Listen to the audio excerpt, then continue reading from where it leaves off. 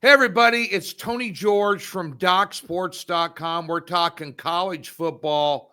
I couldn't think of a better guy to bring on to talk about college football than a Heisman Trophy voter, Brett Cianca, and he is the publisher of this magazine that I've been touting for the last couple of years, Pick Six Previews, and he has this. I've been doing this a long time, Brett, with the Athlons and the Lindys over the years, and Phil Steele, who, in the gambling world's kind of the Bible, all these preview magazines. And when I came across this publication 3 years ago, by far, if this is not in your arsenal of it is Power Four conferences only, but if this is not in your arsenal as you get ready for the season, whether you're just a college football fan, me in the sports betting world, no more thorough research and different angles than we've seen before in the marketplace, as far as I'm concerned. Another outstanding job here for 2025. Oh, well, thank you, Tony, for the praise. I really appreciate it. Thanks for having me on the show again. We talked a couple summers ago. Glad to run it back here in 2025. But no, that's huge praise, especially somebody as experienced as you in the industry. To hear that is awesome. And I'm glad it's making the rounds, and let's continue to spread it.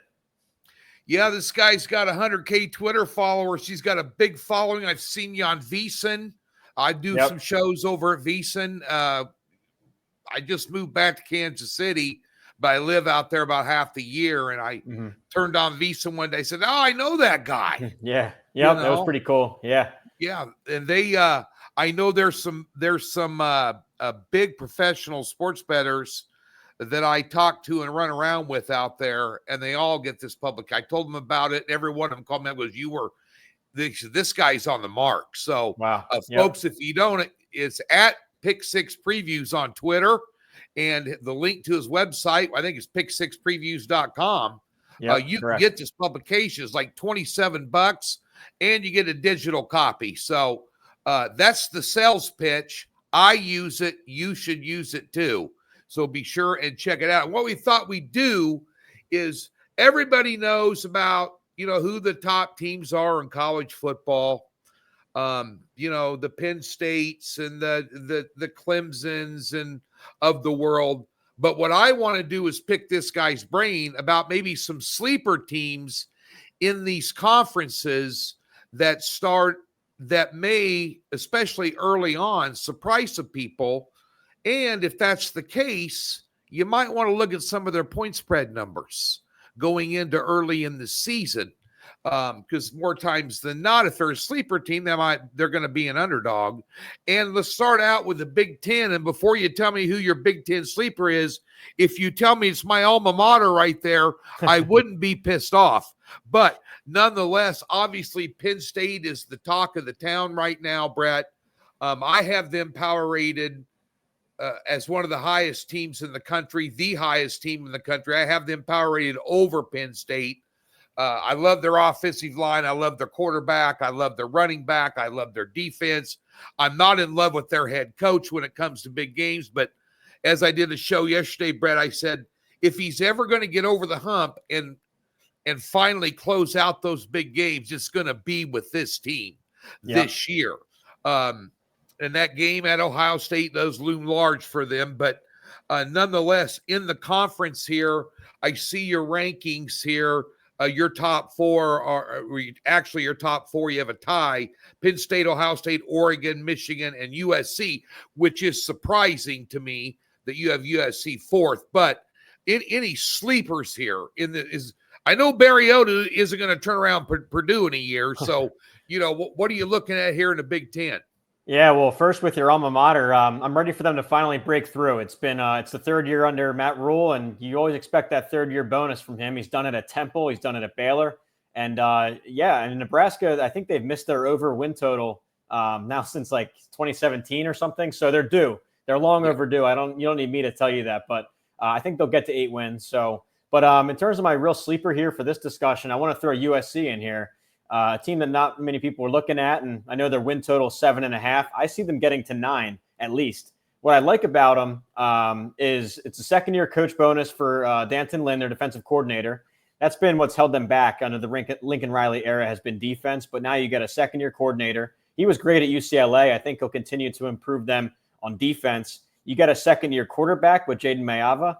And if anybody's a quarterback whisperer, it's Lincoln Riley. A lot of skill talent at the skill positions. And if you look at the money spent on transfers, if you look at that NIL market, they were the top spender in the Big Ten this cycle. So they're putting a lot of investment behind this team.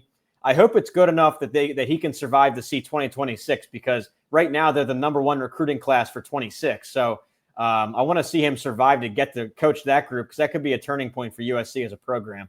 But in terms of this year, I like him a lot to definitely get that 7.5. I'm looking more like a 9-3, and that would place them fourth in the Big Ten. You sold on that quarterback out of UNLV for him then? Yeah, I like what I see so far. It was a short sample size last year. Of course, they started the year with Miller Moss. It was hot and cold with him. He had a 3-pick game against Washington, and Riley ended up benching him in favor of Mayava, and Moss has since gone to Louisville. But he's picked winners at quarterback before. And another thing I like too is when you look at my advanced stats in the book, it's not just the win-loss record. I try and go deeper. Look at the obviously the points margin, but the yardage margins, the yards per play, adjust it for the opponent's strength, all that. And when you look at last year's USC, they were a lot stronger than 7-5. I had them 15th in the country last year in terms of my game grader formula, my number one metric. So a lot stronger than the record. It was 5 one-score losses. And I know that's not going to, you can't do the what-if game for last year, but looking forward, that is an indicator they were better than that record. So I like them to finish fourth behind a really strong top 3. I think it's a distant pack at the front with Ohio State, Penn State, Oregon. Right. But for that race for fourth, I like USC there. Interesting. A lot of people are. I watched. Actually, we mentioned VEASAN. I watched a guy on VEASAN the other day, one of these college football gurus, and he was really down on him and thought Riley would lose his job this year. The schedule, Lens, is good for them. I think that game at Nebraska later in the season could be crucial to getting over that 7.5 wins. Traveling to Lincoln, playing at Lincoln, I do think Nebraska will be highly competitive this year under their third year with Matt Rule. And I think Lincoln, they're trying to make that what it used to be. No one wanted to go in there and play them. We're talking Tom Osborne years here now. Yeah. And even late Bo Pelini years, when Pelini was there, he did he won 67% of his games as head coach there. Yeah. I think that's going to be maybe one of the bigger games of the year for both of those teams down the stretch, because I definitely see USC starting out 4-0. Their first road game's at Purdue, and that should be a no-brainer. Because Odom's got some problems there. A question for you. It's interesting to see, and then we're going to get to the ACC, but it's interesting to see Wisconsin you have ranked 12th. Do you think they made the right coaching hire? Well, so far the results haven't been that great, and I think they may have made the right the coach hire, but maybe the coordinator picks might have been a miss, because with Wisconsin's history, you know what they are. They're three yards in a cloud of dust. It's big offensive lines. It's big running backs. And they went away from that with this Luke Fickell hire when he hired Phil Longo to coach the offense. And he's more of a spread passing attack, more of a finesse offense. He's been great elsewhere, but it just didn't click with what Wisconsin was built for. So they really fell apart on offense. They're now going through a coordinator change, trying to return back to that power run game. They brought Jeff Grimes in. So good coaching move this time, but it might be too late, because this schedule might be the hardest in all of Power 4. Not only do they draw Alabama in the non-conference, but it's the hardest Big Ten slate by far. They could be an underdog in 7-8 games this year. I don't see them making a bowl. I see that number's 5.5. I think they go under that and miss a bowl season, which would be 2 years in a row for them. Hadn't happened, 25 years straight they made a bowl. So, it's a bad sign too. And Barry Alvarez, the godfather of Wisconsin football, if he has some harsh words for the program, and publicly too. So I don't like where that's trending right now, and it's going to be a tough schedule for them. Yeah, I've got a really good buddy. He's a huge Badger fan, and Kiev, if you're listening, sorry, pal. Yeah, Kiev O'Neill. Yeah, I was on his show. He does great work. Yeah. Yeah, odds breaker. So That's going to be interesting. We're going to go out there and have a bet during contest weekend at Circa here in August, and we're going to have a little. We don't get a play. We beat him up in Lincoln last year, and I still haven't let him forget it. But nonetheless, it kind of reminds me of Nebraska. They were there, always in the hunt, and now they're kind of just slowly. And the recruiting trail, they're having trouble getting a good solid quarterback in there. They had quarterback injuries last year, which really hurt them as well. So it's going to be interesting to see what Fickell can do there this year. That's something I really want to keep my eye on because the Big Ten's not the Big Ten really, unless Wisconsin's good. The Big Ten is better when Wisconsin is good. Yeah, Wisconsin, Iowa, you need those physical brands of football to come back. And I agree with you. Even Nebraska, for that matter, they got to get back to where they were physically. And I think when you hire Matt Rule, you're going for the best player developer. You need to maximize that category of a program, the player development. But real quick on Nebraska, I was actually out there last year for a game. I was at the Nebraska-Colorado game. And I got to tell you, when Tommy Hill intercepted Shadur Sanders and took it back for a pick six, that's the loudest I've heard a stadium. It was almost like a decade worth of nightmares was just exercise from the fan base, just a big relief. And at that moment, it's funny. I thought that was the end of the Deion experiment. I thought that Nebraska broke the machine. Now they proved me wrong and by winning like 9 straight games after. But really cool moment. Lincoln at its best is the best in college football. I mean, I can't wait to get back there. Yeah, I'm going up for the Michigan game this year, and me and a bunch of buddies went in and got a suite at Arrowhead, and we're going to watch them play Cincinnati on the 28th. Down at Arrowhead, 7-point favorite. I'd sure like to see them. I'd like to see them come out and get a double-digit win. I think Cincinnati's beatable, obviously, and we'll see if this five-star quarterback we got, in Raiola comes to fruition this year. He gained a lot of weight in the offseason. I heard he shed it. Obviously, family history there at Nebraska with his dad being an All-American. His uncle is on the coaching staff. So there's a lot. I think it's a pivotal year for Nebraska. It's a pivotal year for them. Schedule, we got games at Penn State, this, that, and the other. But at day's end, I was going to ask you, I made a substantial wager in the futures market in the Big Ten. Then we'll get the ACC. Penn State plus 120. To get to the title game in the Big Ten. I like it a lot. I mean, and that's not even to say winning the game. That's just getting to Indianapolis. I like it. Yeah, I like it a lot. Really 2 hurdles here, and it's the home game against Oregon, the whiteout game. But I like that one because you're catching Oregon early in the season. And I talk about this in the book, but Oregon's super young this year, but they're very talented. I've got them as my national champions for 2026. I think next time around, I'm going to pick them. But they're just so young and so inexperienced that I think Penn State catches them at a good time. Penn State, of course, the veteran team. Everyone's back that could have gone pro, aside from Abdul Carter, but all Americans all over the place. So I think you catch Oregon at a good time. It's in Happy Valley. It's a whiteout. They rarely lose like that. The other one will be at Ohio State, and that's, they've had an Ohio State problem for quite some time. Even if you lose one of those, if you split them, you're in Indianapolis. So I like that a lot. One note on Penn State, too, and I hear about James Franklin, how he can't win the big one, but when he has the talent advantage, he's really good. He's number 1 in the country against the spread the last 3 years, 74% as the favorite the last 3 years. And then what else? Straight up, they're 34-2 as the favorite. So when they have the talent, I think they're going to be favored 11 times this year. That bodes pretty well for them. Yeah, great information there, folks. And we're talking to Brett Cianca at Pick Six Previews. If you haven't got this particular publication, be sure and get over at pick6previews.com as well and get it.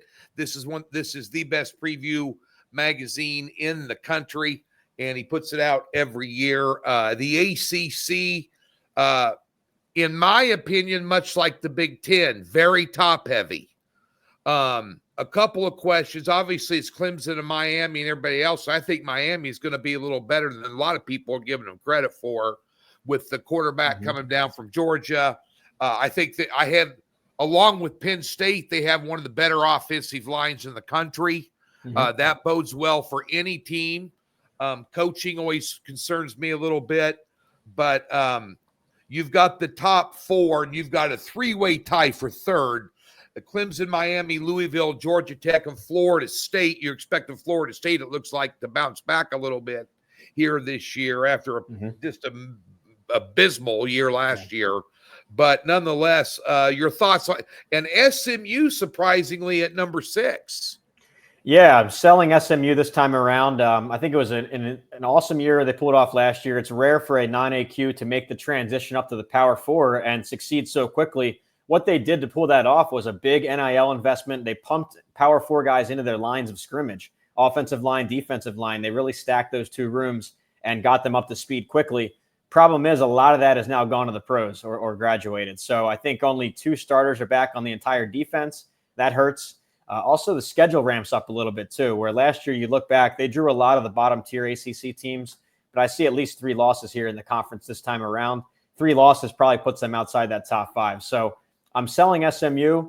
Georgia Tech is a team I'll throw into the sleeper discussion here. And it reminds me, actually, thinking back to our conversations in the past, when you had Louisville a couple years ago, not only did they have good fundamentals and a good outlook for the team, but the schedule. It was a lot about the schedule, and that came true. You nailed the pick. They made it to Charlotte for the ACC title game. Yeah, I think Georgia Tech is in a similar boat here, both talent-wise but schedule-wise. I mean, when you look at the schedule, they do draw Clemson. Even if you throw that as a loss, they play 7 of my bottom 10 in the ACC.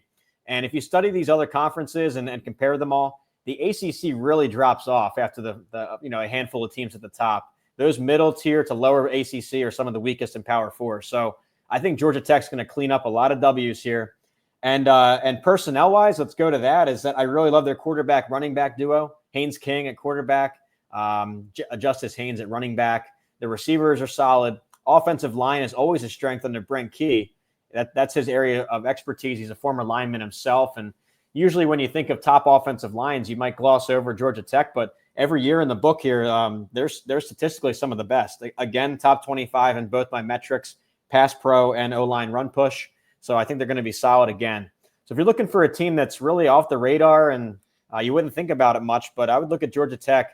They do draw Georgia and Colorado in the non-conference, but in terms of ACC rankings, I like them up there at 3rd.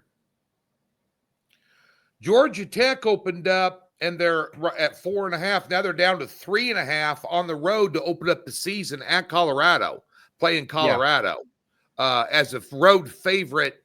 And that's when I did a double take. Now, I know Colorado lost a crap ton of players, obviously, both the Sanders and the stud Hunter. But so it's, and they've had a lot of off-field distractions with and thank the Lord Deion's okay, with the recent cancer scare and surgery that he had. I know he's been battling some diabetes as well. So his health issues a little bit for Colorado have been a concern off the field. And by the way, I'm not a huge Colorado fan, but that doesn't mean I hate. I can tell by your hat. Yeah, I can tell that. Oh man. Oh God. Next to Oklahoma, it was them. So back in the day, but nonetheless, Georgia Tech, that's what raised my eyebrows is what am I looking at here? Then I got to see the win total at 7.5. I like their coach. Mm-hmm. I mean, Georgia Tech's got a good head coach. Yeah, he took over a tough spot. And so, of course, they were the flexbone triple option team of Power 4 for so long under Paul Johnson. It was almost 20 years worth, and he grinded out a lot of W's, a lot of wins. But when they move away from an offense like that, it took several years to rebuild under Jeff Collins. It actually didn't even rebuild. It was just broken for a long time. Right. It reminded me of when Nebraska went away from the triple option, moving on from Solich to Callahan. Like, that's one of the biggest offensive transitions you could even ask for, moving from an option to a passing attack. So the Jeff Collins era was a total waste. But Brent Key took over middle of 2022, rattled off some wins, and then has now stacked a couple winning seasons, picking up the pieces of a really broken program. So I like them longer term too. I mean, the only thing you can't change is your location on the map, and they're in the hotbed of high school recruiting there in Atlanta. So buy some stock in Georgia Tech as a program, not just in 2025, but beyond. I like where it's heading right now. Over 7.5 is the win total there. The Big 12, as a Husker, I miss the Big 12. Boy, do I miss the Big 12. Just it's hard to get up for a game at East Lansing. When I lived in Lincoln for 26 years, I could just drive down to Manhattan or Lawrence or Columbia and go to a Husker game on the road. And back then, nobody was any good, so you could pay $20 for a ticket and go sit at the 50-yard line for those games. Those days are over, but nonetheless, the Big 12. Obviously, last year the landscape changed a great deal. Arizona State came out and proved they were, with Scabetto, and they just had a great year.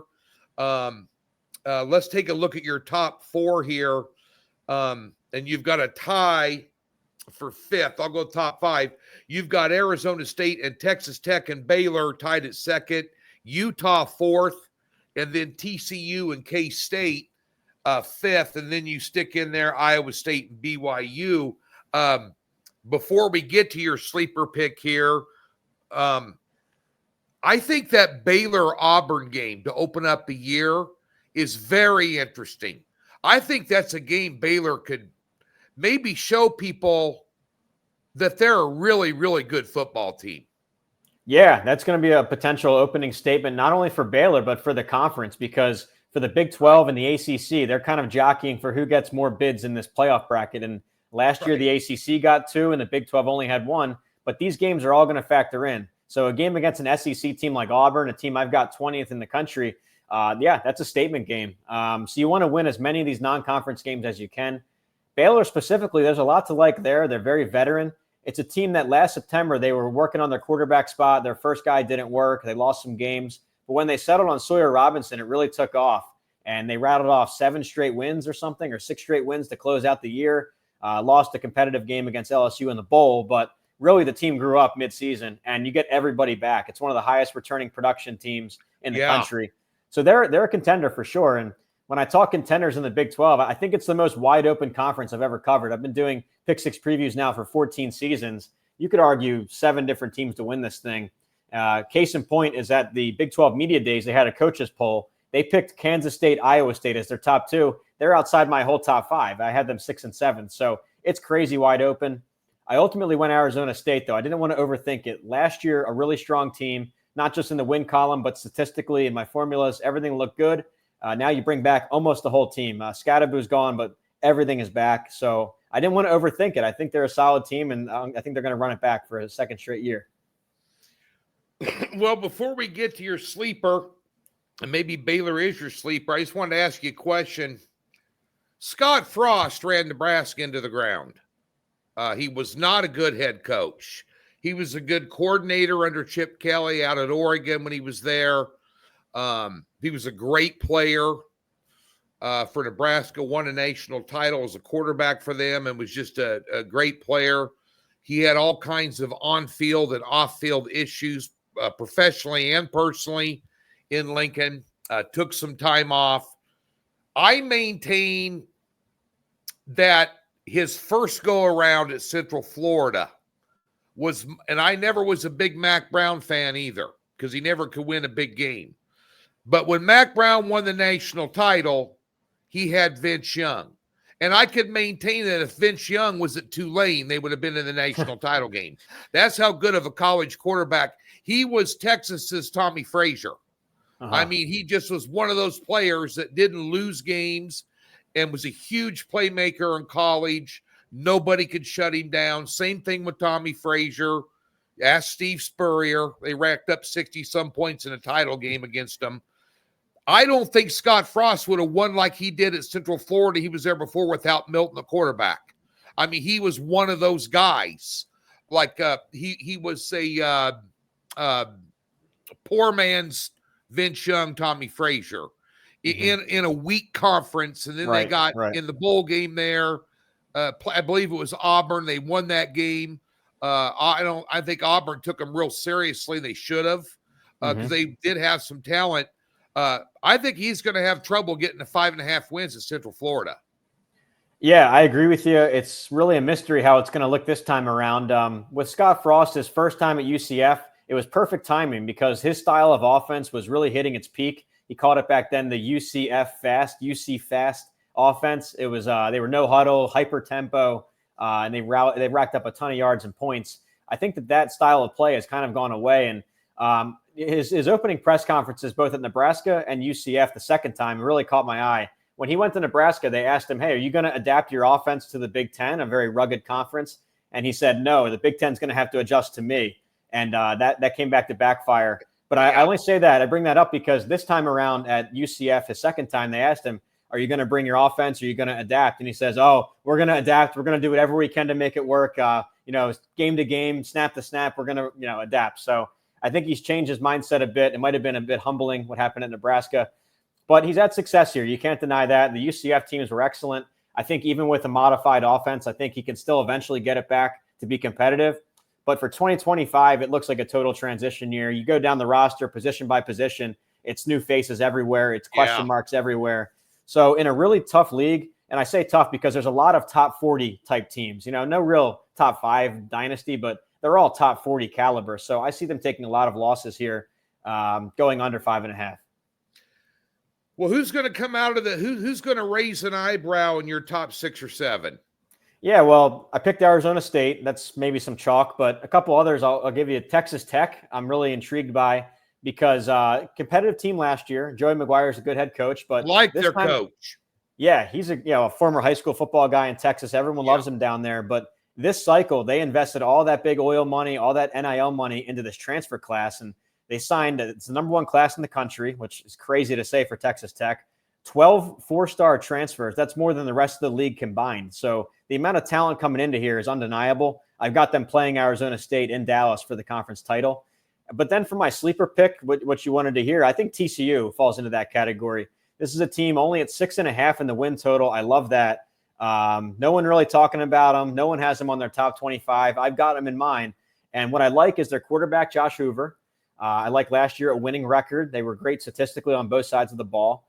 Receiver core is deep. You got Eric McAllister back. He's a big play guy. Yep. And defensively, this is what caught my eye because that's kind of been lacking for them. But he made a great hire bringing in Andy Avalos. It's now his second season as their coordinator, and I love a good second-year coordinator bonus. So I like TCU here to get the 6.5, and then maybe a couple tie-break scenarios away from contending for the whole thing. So that's my sleeper. Well, they're going to be on display Monday the 31st. They're taking on Bill Belichick in North Carolina on the Monday night game on the opening weekend of college football. They're over August 28th. I guess I should have touched on that. We all know that Belichick can recruit young talent because of his girlfriend, but can he recruit young talent on the football field with Michael Lombardi there, ex-NFL general manager, ex-Veasan guy, by the way. NFL general manager. I forgot to ask you. I'll bring that up because TCU opens up as a 3-point favorite against North Carolina.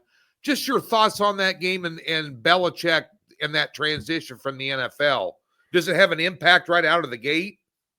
Yeah, well, we'll go high level first. I think for UNC as a brand, as a college, I think it's a huge move. It signals that they're going to go all in financially on football. They've been talking about it for years. You've heard the term sleeping giant about UNC to finally try and match what they do on the hardwood. But I think they finally signaled they're all in. And I think not only for this Belichick era, however long it lasts, I think it's also a move to try and eventually get into the SEC or the Big Ten, the big money programs, big money conferences. So that's like the high level view. Short-term view, I think it's a total transition year. I mean, there are so many open spots on this roster. It's going to look a lot different leaving fall camp than it does right now. There's, almost every spot's up for grabs. I think it's something like 4 returning starters on the whole team. And they just added a quarterback late in the cycle, Gio Lopez from South Alabama. So, but you trust Belichick. They're going to be well coached. The ACC has a lot of close one-score games, and you trust a coaching staff like this to maybe get them on the right side of those close games. So it's, of all the bets I could talk about and give out picks on, I would not touch UNC this fall. So all that to say on the very, the first thing up is TCU. I like TCU to win that game, cover that spread, go into Chapel Hill and really impress. So they're catching them in a transitional spot, and I like TCU. A couple of points. A lot of the reason North Carolina wants to get out of the ACC, they're sick and tired of playing Duke twice in basketball during the year. That's for sure. Right. Yep. Second of all, if Bill Belichick was not the head coach of North Carolina, TCU'd be favored 6. Yeah, maybe there's probably some discount factor built in there. Yeah. I think there's some of that public perception factor absolutely built in there. We don't look at public perception. Brett and I look at numbers and personnel, this, that, and the other. But just a general thought. Brett Cianza, once again, at Pick Six Previews on Twitter, pick6previews.com. The best magazine going on the planet right now for you preview guys that like to be informed heading into the season. Plenty of time before the season starts. You order this thing. You also get a digital copy. Mm-hmm. So for you millennials that see, I'm old school. I got gray hair. He's young and pretty and skinny. I'm old, fat, and lazy. When it comes to digital stuff. I like to sit down and just read it, which is what I do. But it takes, once you order it, it took me like 3-4 days to get it in the mail, but I had the digital right away the second I bought it. Right. So you get your copy and then you get your hard copy as well. So be sure and get hooked up with that. Before we we're going to get to the SEC, you sent me something that you're trying out this year. Yeah. Tell folks about that real quick. Yeah, so it's called Pick Six Plus, and it's all the information and stats that you see from the magazine, but now in a in-season weekly format. So every Tuesday morning, emailed out to your inbox. And what it is, it's a page for every team. And on that page, it's all the information that you want for that week. I mean, it's got game logs, all the advanced stats that I have in the book, a comparison against their upcoming opponents, so you can quickly identify where the positional advantages are, stat advantages. It has my game grader forecast, the projected line that I have. It's got all the Vegas trends, the situational splits. So if you're a situational bettor that likes to look at, hey, how's Colorado off a bye, or how's Georgia Tech as a home favorite? Everything on there. This year, the last 3 years, everything. And also it highlights to show you what's active this week. So out of 17 splits, here are the 4 that are actually active and relevant this week. So you can hone in on that.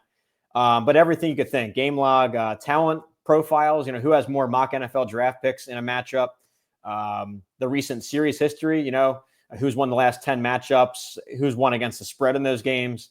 So I wanted to put together something that has all the relevant information for every team at one spot, because I know how it is during the season. We're scrambling 10 different websites. All the tabs are open on the screen. This one has one thing, so here it is, everything on one page per team. You have everything you want. So go check it out. It's pick6previews.com/plus. You'll see it on there. I got the sample up. You can check out the Ohio State sample as well as some of the national pages that are emailed out every Tuesday. Yeah. He sent me a copy of it, and I was just, I'm still looking at it. And, if I continue to kiss your ass hard enough, you'll comp me that and just email it to me every week. Yeah, so, there you go. I'm just planting a seed. That's all I'm doing is planting a seed. Yep. Everybody says these sports handicappers are kind of shifty. So sorry. You're doing a good job so far. I appreciate it. I did it live on the air. Let's get to the SEC. Texas leads the way in and this is always the most intriguing conference for everybody. The conference that ESPN likes to talk about nonstop, with total bias, irritates me at times. But simply because my alma mater is not in it. But right. Texas, Alabama, Georgia, LSU, Texas A&M, and of course Texas, the headliner, opening up at Ohio State. Mm-hmm. I know a lot of people think Texas is overrated. A lot of people think that Texas and Steve Sarkisian is a lot like Penn State and James Franklin. They're drawing a comparison to the big game, so to speak. Your thoughts on this conference and maybe somebody that's going to come up out of the bushes here? Yeah, well, first with Texas, I think it's one of those programs that over the last, 5, 10, 20 years, it seems like they're overhyped every year. And maybe their recruiting rankings don't come to fruition, along with like an A&M or even a USC. So I can get the hesitation with Texas. But if you look at just the last 2 years, I think they are finally playing up to standard. Back-to-back Final Four appearances. Really a couple goal line situations away from national title appearances in both those games. I think if they had a different play call there at the goal line against Ohio State, it might have been different, or an overtime game. But yeah, I think Texas is solid. I talk about the dynasty tier in my book, and what I mean by that is a team that recruits 5 stars every year. They're an NFL conveyor belt, and they're always in the playoff hunt. Really, to me, that's just Georgia, Bama, Ohio State anymore. But Texas is right there. I say they're knocking on the door of the dynasty tier. I like them at every position group. Some transitional spots at offensive line, and in the secondary, you lose the Thorpe winner. You lose some NFL draft picks on the O-line. But top 5 recruiting every year. I like them to backfill and be just fine. So Texas is my pick to win. But I have them playing Alabama, which is a little bit surprising. Everybody has Georgia either winning or playing for the title. I've got Texas, Bama. I really like the second year for Kalen DeBoer, I should say, bringing Ryan Grubb in, his longtime coordinator, starting over a quarterback, but that might not be the worst thing. I think Milroe was fun to watch and an athlete, but maybe not the type of quarterback that this scheme was built for.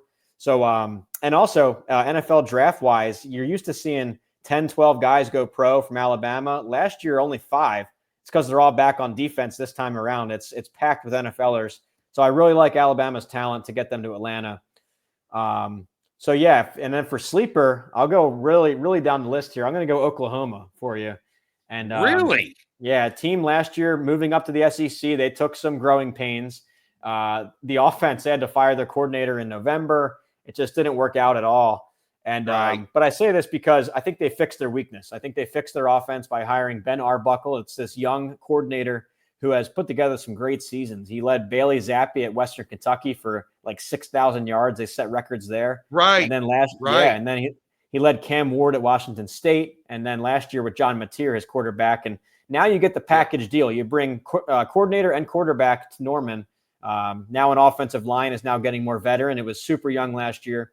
So long story short, I think they fixed their offensive problem and their defense remains strong. People overlook this is really a strong defense yet again. You hire Brent Venables, you expect elite defenses. He's gotten it. And last year, top 10 in my numbers on defense. I think, again, really solid.